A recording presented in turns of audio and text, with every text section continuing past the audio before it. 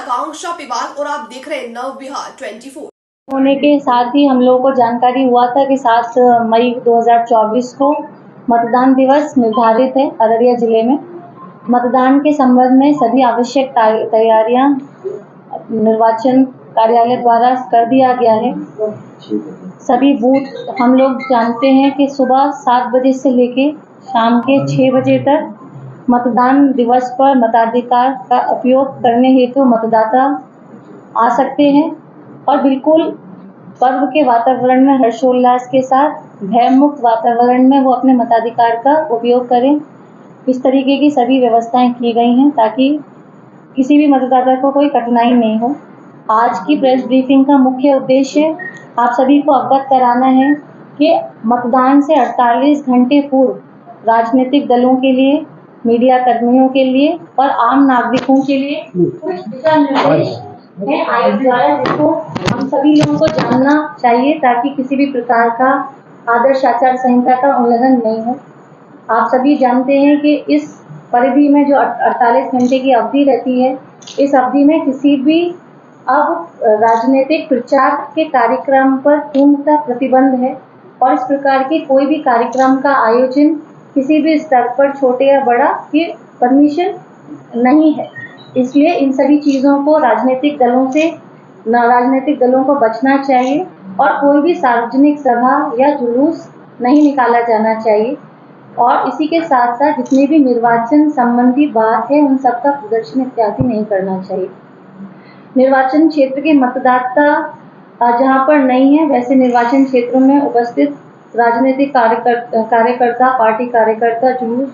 कार्यकर्ताओं, अभियान कार्यकर्ताओं जो निर्वाचन क्षेत्र से बाहर से लाए गए हैं और उस निर्वाचन क्षेत्र के मतदाता नहीं है,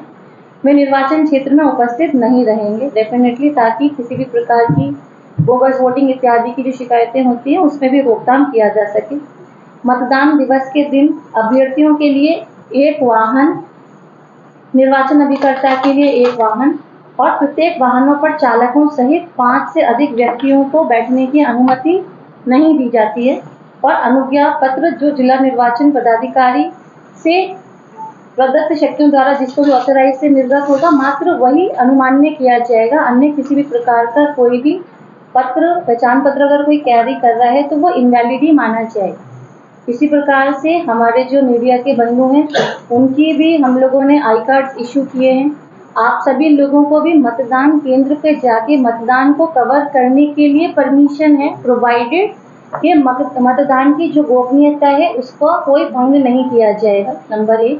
नंबर 2, किसी भी प्रकार का एग्जिट पोल, ओपिनियन पोल आप सभी जानते हैं इस अवधि में पूर्ण रूप से वो प्रतिबंधित है। इसके साथ ही साथ MCMC जो मीडिया सर्टिफिकेशन कमेटी है उसके माध्यम से उसके सर्टिफिकेशन के उपरांत ही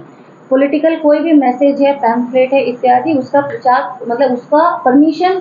प्री वैलिडेशन, प्री सर्टिफिकेशन जरूरी है छापने से पहले और निश्चित रूप से वो सब एक्सपेंडिचर के दायरे में ही आते हैं। आम जनों से आप सभी के माध्यम से पूर्व की भांति हम पुनः अपील करना चाहेंगे कि मतदान दिवस 7 मई 2024 को सुबह 7 बजे से संध्या के 6 बजे तक सभी मतदान केंद्रों पर मतदान कर्मी आपका और जिला प्रशासन आपका स्वागत करने के लिए तत्पर है। हमने प्रयास किया है कि सभी इश्यूड मिनिमम फैसिलिटीज हम अपने मतदान केंद्रों पर सुनिश्चित कर सकें और मुख्य रूप से इस गर्मी के भीषण ग्रीष्मकाल के जो अभी चल रहा है, गर्मी से बचाव के लिए कुछ एहतियातन कदम भी उठाया गया है। कतारें लंबी अगर हो जाएं तो अनावश्यक धूप में नहीं लोगों को रहना पड़े, तो जिन परिसरों में शेड लगाने के लिए स्थल उपलब्ध था तो वहां पर एक लीनियर शेड लगाने का निर्देश सभी को दिया गया है और हम लोग इंश्योर करेंगे कि वो ससमय हो जाए। इसके साथ साथ सभी मतदान परिसर जहां पे मतदान केंद्र के अतिरिक्त कोई अन्य कमरा है अथवा कॉरिडोर है, तो जनरली स्कूल्स में ही मतदान केंद्र है मोस्टली, तो वहाँ उस कॉरिडोर और एडिशनल रूम जो अवेलेबल है उसको एक वेटिंग एरिया के रूप में हम कर्णांकित करा है ताकि अनावश्यक लोग कतार में धूप में नहीं खड़े रहें और उसको एक सुविधा और या विकल्प रहे कि वो बैठ जाएं जब तक कि उनकी बारी नहीं आ जाती है। आज हम लोगों ने जो मतदान दल की ब्रीफिंग भी की, संयुक्त ब्रीफिंग, उसमें भी हमारे सभी मतदान कर्मियों को स्पेशली इस बिंदु पर निर्देशित किया गया है कि हमारे जितने भी मतदाता आए उनको एक अच्छे अनुभव की प्राप्ति हो मतदान केंद्र पे, ताकि वो और लोगों को भी प्रेरित करें और सभी लोग प्रेरणा लेते हुए ज़्यादा से ज़्यादा संख्या में अररिया पार्लियामेंट्री निर्वाचन क्षेत्र के जो भी मतदाता हैं वो आएँ और अपने मताधिकार का उपयोग करें। इसके साथ साथ ही मतदान केंद्रों पर पीने के पानी की व्यवस्था और जनरली पोलिंग पार्टी के साथ एक मेडिकल किट दी जाती है। इस हीट मतलब गर्मी के मौसम को देखते हुए जो हमारे मतदाता हैं उनको भी हेल्प करने के लिए या उनके लिए भी हम लोगों ने पैरामेडिकल स्टाफ की प्रतिनियुक्ति भी पोलिंग स्टेशन पे की है, जिनके पास सभी दवाइयाँ जो उपयोगी दवाइयाँ हैं उसका किट भी उपलब्ध कराया गया है, ताकि अगर कोई मेडिकल इमरजेंसी या कंटिजेंसी आ जाती है पोलिंग स्टेशन पे उसका भी निराकरण हो सके। आप सभी के माध्यम से मैं 2 चीज़ें और बताना चाहूँगी। पहला ये कि जनरली लोगों में मतदाता पर्ची के प्रति एक भ्रांति होती है कि ऐसे मतदाता जो बिना मतदाता पर्ची के मतदान केंद्र पर आ गए हैं तो वो मतदान नहीं कर सकते। ये पूर्ण रूप से भ्रामक है।